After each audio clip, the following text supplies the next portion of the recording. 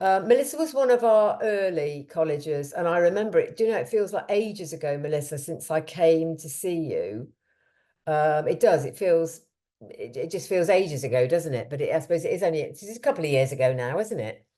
Yeah, we weren't quite the very first. We started teaching 2.0 in September 2022. So the first summer exam series was summer 2022, and we joined the September after the very first entries. Yes, you did, didn't you? Yes, yes. Excellent. So could you put your questions for Melissa in the chat box as she speaks, and we'll come to them at the end. I'm going to ask you, Melissa, to introduce yourself and give a bit of background to your role and your college and or your college group. Yeah, so I'm Melissa Bowes. I work for Luminate Education Group as the advanced practitioner for English. Luminate Group is Leeds City College, Harrogate College, and Keighley College. As a group, we're quite big.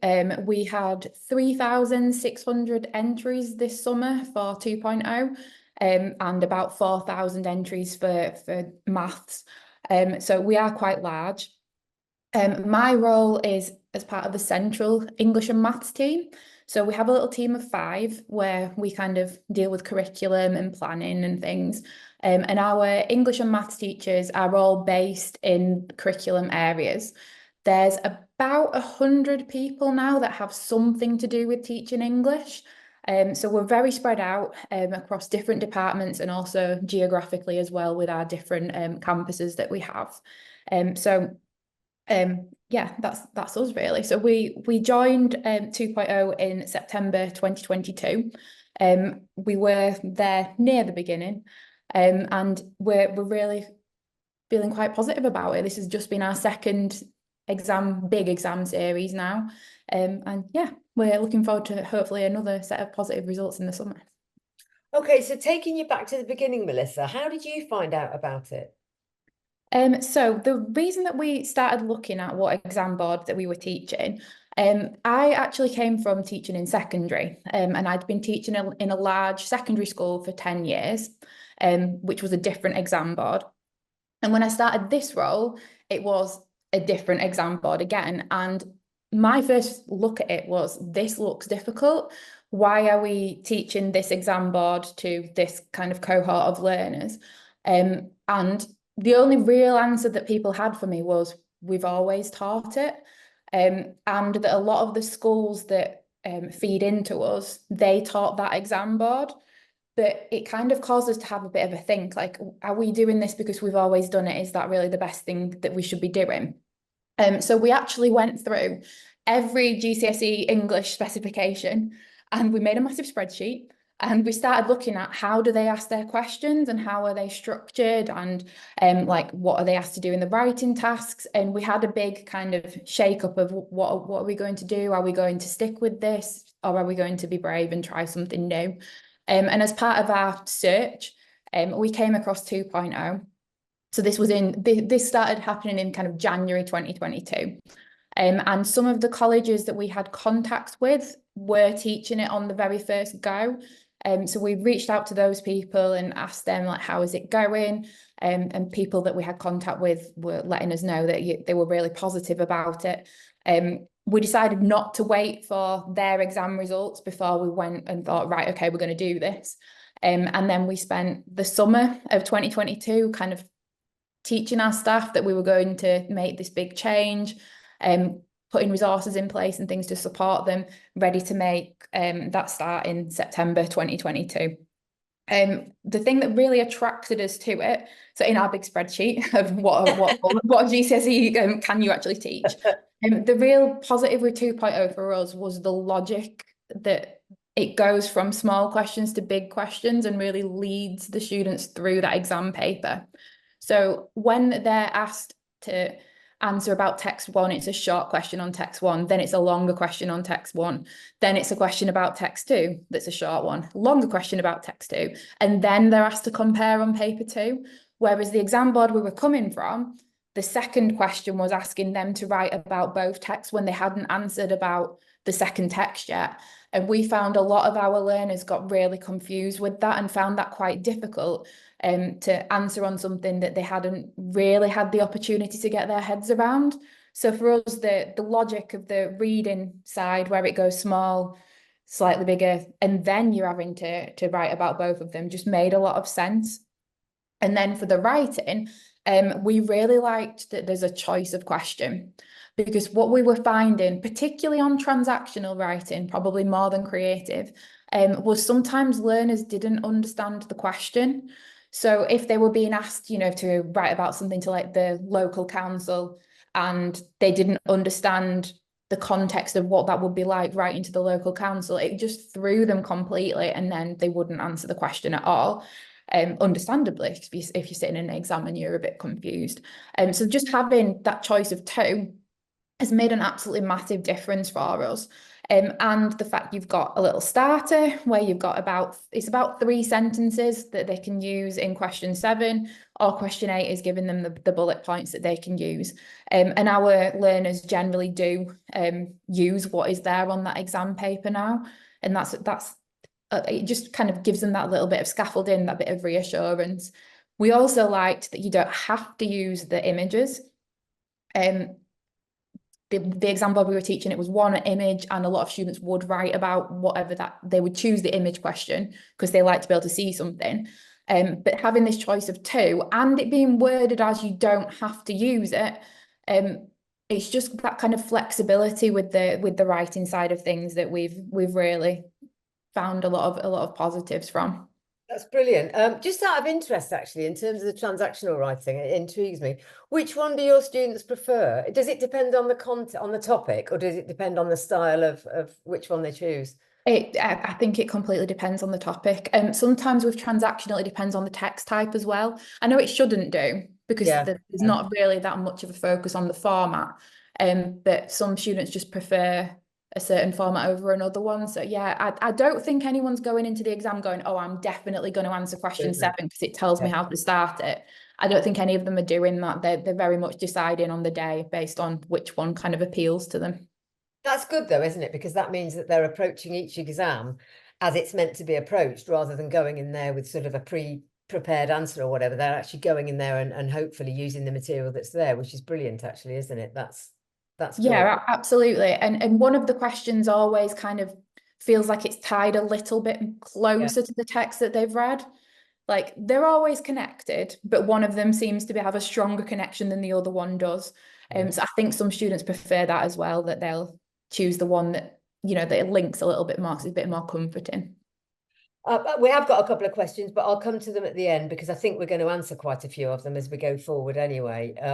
One, though, I'll just touch on was, is there a word count for the writing? There isn't. And I think what I always say about the writing is one of the key things on the mark scheme is how effective it is. And I think with transactional writing, the key thing is, have you actually done what it's asked you? So if it's asked you, to write a speech imparting some information, have you done it? And when you look at the exemplars, and there is already a lot online, you'll see that the amount varies. You can see how much kind of people have written. So that's I was just answering that as we because it referred to the previous material. Back to you, Melissa, then. How about the support from Pearson? Because obviously it's a scary thing, jumping ship and changing exam boards. You've got a big department to kind of get on side, and you've got to get them all ready. How did that go, and what happened? I think you're absolutely right to say it's scary. It definitely was scary. I think it's burned in my brain, the look on people's faces when we told them this is what we were going to do. Because I think you need that context of the majority of our staff had only ever taught one exam board for GCSE. They'd never thought about teaching something else. All of their resources were for that exam board, and there was a real worry about whether this was the right thing to do or not. We did make the decision to go all in and to just do it. I know a lot of people kind of pilot it with one group or one particular cohort of learners. We decided against that in the end because we were really worried that it would be unfair, that potentially we'd have one cohort that had better results than the other, and was that the right thing to do for them? And we also didn't want to have staff that would have to teach 2 different specifications simultaneously, because we didn't think that was a reasonable ask, because they are quite different. Even the exam papers being the other way round is confusing if you're trying to teach 2 things. So we went, right, we're just going to do it. We're going to make the change and everybody's going to teach the same GCSE. Because we did that, it meant that we could put support in place for our staff a lot better. We started off with looking at all of the resources that are on the Pearson website, and there are a lot. The thing that I liked the most was the anthologies of unseen texts. There's an anthology for paper 1 and there's an anthology for paper 2. And they've got the matched text in there with some suggestions of what questions you might ask. Our first year through, we very much stuck with what was in the anthologies while we were getting our own heads around it. We stuck with those rather than trying to find our own text. And we created a shared folder where all of the lessons that I was teaching my own classes, I put in the folder so that other teachers could have a look at what I was teaching. And we've got 2 years worth of those lessons now, because I teach 1 day a week, as well as kind of supporting our teachers. So it just made sense to me to have this shared place of shared resources within our college, which we'd never had before. We also made a shared Google chat group where all of our English teachers are in there, and we didn't have this before either. And there was a real sense of we're in it together, we're all going to help each other out.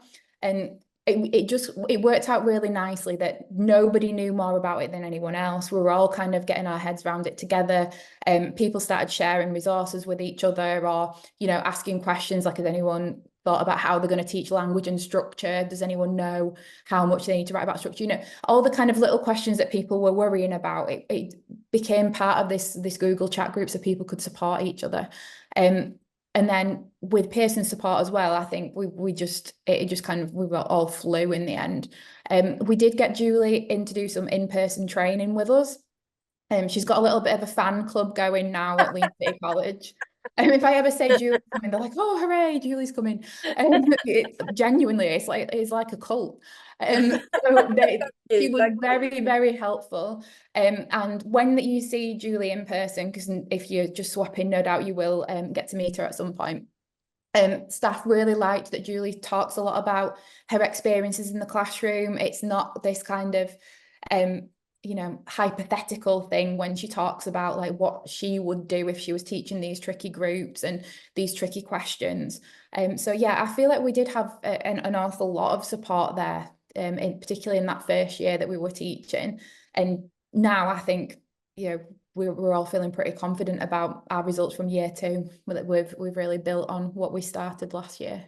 Well, thanks for that praise, Melissa. That was lovely. But that's really interesting. I hadn't thought about, I liked the idea of you all being new to it, because I think that's really difficult, taking a plunge, particularly, I mean, you know, we all find change difficult. And I think it's really, you know, it is difficult in teaching, because what you want is the absolute best for your students. So I think that's what's behind making a change difficult, and it's, you know, changing resources and everything. But I love that idea of everybody being in the same boat. It's actually quite nice, because again, if you're a new teacher, that idea of, you know, oh, I don't know as much as everybody else, that's a really lovely idea, actually, that you're all in it together. That's I think that's really nice, actually, to think of it from that point of view, which is great.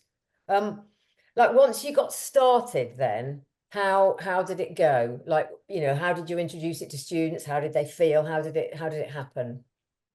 So we made a big fuss about this being different to school, because before, a lot of our learners came to us from schools that were teaching the same exam board as what we were teaching. So we kind of had that continuity there. But it often meant that you'd be teaching a resource that it'd either be a past exam paper, or it'd be people sharing something on Twitter, and there'd be somebody in your class that'd go, "Oh, I've seen this before. I've done this before. I've seen this at school." And it really created that atmosphere of, "Oh, I'm doing this again. I'm having to do the same thing." And now we can just sell it on, you haven't done this at school. It is a different thing. And I just think it's been a lot better, because the resources that we've been using, that in that, like I say, in our first year, we used the unseen anthologies pretty much for everything. because there wasn't lots of past exam papers because we joined so early. And they hadn't seen those texts. And it was just like a breath of fresh air that we were teaching stuff that they hadn't done before. And the questions being asked in a different way. So for example, evaluation, the big shift with us for evaluation, that was instead of it being the last big question on the exam paper where they're writing about, they're making a judgment, but they're also talking about language, that with 2.0, evaluation is all about that judgment, and there's no language techniques being expected to be written about. And we could really say to them, this is more straightforward. And you could just kind of see this light bulb moment when they just get that evaluation is just asking them about making a response to an opinion on a text. And it's just so much clearer to our cohort of learners that that's what the question's asking them to do. And the questions don't change either. So you can talk about paper 1, question 1 is going to be in this format, and they don't change across the exam papers. So you can really make sure that they understand what the questions are asking them to do. And yeah, I think it is definitely working well for us to say that this is not like school, this is different now. Excellent. No, it's excellent. Is there any particular part of the paper that the students respond to better? I mean, how do they feel about the 19th century versus the sort of paper 2? Is there any that they particularly enjoyed? We find that students respond better to paper 2. Generally, our marks on paper 2 are higher than our marks on paper 1. Because I think they just prefer the creative side of things. It's just a little bit more engaging, perhaps. But one of the big worries that we had when we looked at this specification was we were concerned about there being 2 older texts on paper 1 rather than 1 older text. And I think we were completely wrong to worry about that, because one of them is so short and it's got the image there, and you've got the other text that is kind of about the same thing. Students are able to get their heads around it a lot better, and it's not being a worry. We really did think, oh, they're going to have to read so much more older stuff that they're going to struggle with, but yeah, it's really worked out fine. Oh, brilliant. Now coming to the important bit, how did the exams go? So we started teaching 2.0 in September 2022. We put our first cohort in for the 2.0 exam in November 2022. So our very first exam results were based on 6 weeks of teaching. And of course, there was lots of discussion about, is this the right thing to do? Do we do this in November, or do we just not? So what we decided to do was to enter a really small hand-picked cohort for that first November series. So I before this meeting, I looked back at how, like, I knew it was small. It was 80 students. So in the context of this summer, 3,600, we handpicked 80 students across our group who sat the first November 2022 exam. And the agreement with these students was that you'll let us get your paper back, because we want to actually see what you wrote and how it was marked, because we were using them to get our heads around the mark scheme and things. But we did handpick the people who were either on a 3 and they were nearly on a 4, or they were students that we already knew, who'd been with us the year before, and we were like, right, you've failed on this exam board again. Try this one for us and see whether this is actually better or not. That November, we got the highest results we have ever had for a November cohort. It was absolutely record breaking. One student who I taught, our class was on results day. It was on a Thursday. And they get emailed their results in college. We don't ask them to come in to pick them up. He came to my lesson, bless him, and he was like, Melissa, can you just read this email to me? And I was like, no, you can read that because you've just passed GCSE English. And it was his, I want to say, 4th attempt. He'd had 3 attempts at college with us. He'd done the November the previous year, he'd done the summer, and then November, and he'd already done it at school. So it was his 4th go, and he actually got a grade 5 after struggling, and he just couldn't believe it. And it was stories like that across the board, like particularly the Novembers, because I will say they were the best results ever, but we did handpick them. So we didn't quite have that percentage again in the summer, but we did still have very, very positive, best results ever, just not as ridiculously good. So our pass rate did actually improve in the context of the grade boundaries changing. So as you all know, last summer it was back to pre-COVID grade boundaries, and our results actually went up, whereas in the local area the results went down. So we improved, I've made a note, we improved 5% when all colleges went down by 3%. So we went the opposite way. So we were really, really pleased with that first cohort of results. And we're really keeping our fingers crossed that we'll have a similar improvement this year, because obviously our first year through, it was a bit of a, do we know we're actually saying the right thing? Like we thought we were, but it was a bit of a test. So I'm hoping we at least match that again this year. If not, we'll be hoping it'll go a little bit higher. That's brilliant, Melissa. I remember when you got your November results, it was so exciting. If there's going to be people here that haven't started it yet, what advice would you give them? You know, to take the plunge, what would you say is the best bit of advice you could give them? To work out which questions are different from the exam board you're teaching now, and focus your attention on getting your head around those ones. So for us, it was the evaluation. So paper 1, the 3 evaluation questions, we had to reteach ourselves how you do that without the language analysis. And obviously there's 2 small evaluation questions followed by a big evaluation question.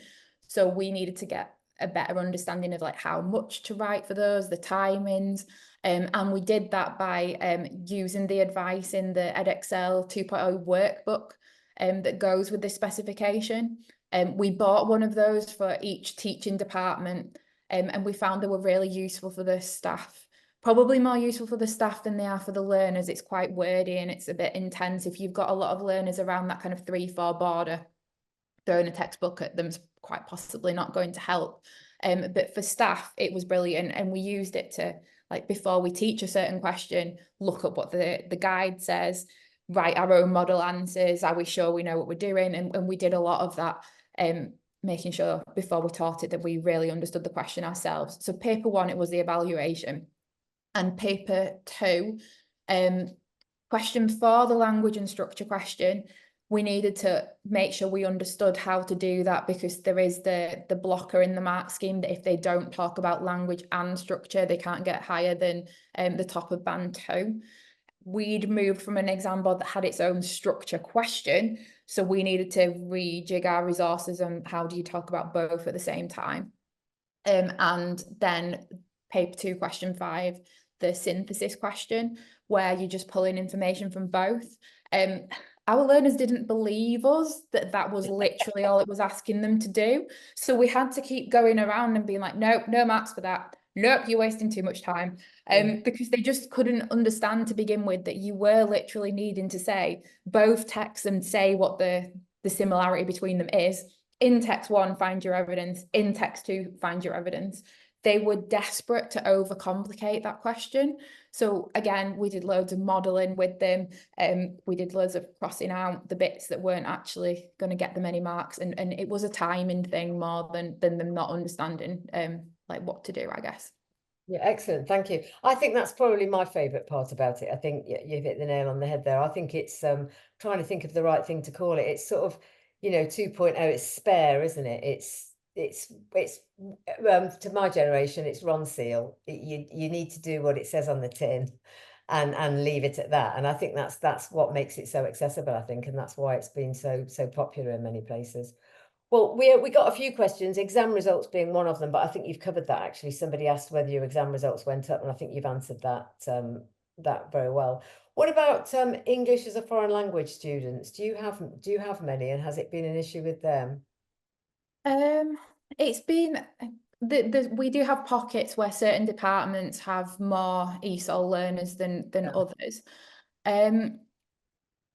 It's better than I was expecting because, like I say, I was worried about the two older texts because generally it's the vocabulary in those that throws a non-native speaker. It throws a native The speaker native sometimes, speaker, doesn't yeah, it? absolutely. Yeah. So we did a lot of work on kind of vocabulary, like when we encounter a word in the text, like giving them the time to kind of process what it means. And also we followed Julie's advice, like one of the tips she gave us on a training session was cross the vocabulary out that they don't understand and see if they can still get the gist of the text. And we found that was actually quite successful in a lot of areas that have a high number of ESOL learners. But I think because you've got two texts that are about the same thing and you've got the image, I think generally most people have been okay with it. Yeah, I think there's also that psychological feeling, isn't there? If you feel, the text one, if you come to text two, if you've done text one and you come to text two and it's not so good, you at least feel you've got something banked, you've got something done, and again, I think it's that sort of practical idea of thinking about how they can, I mean, my advice to that would be on the reading front, because I've done a lot of work on the, making reading more accessible, and hopefully therefore making it more enjoyable. And it really is about arming them with confidence to actually just ignore the bits that they don't understand, because that's actually the way we read.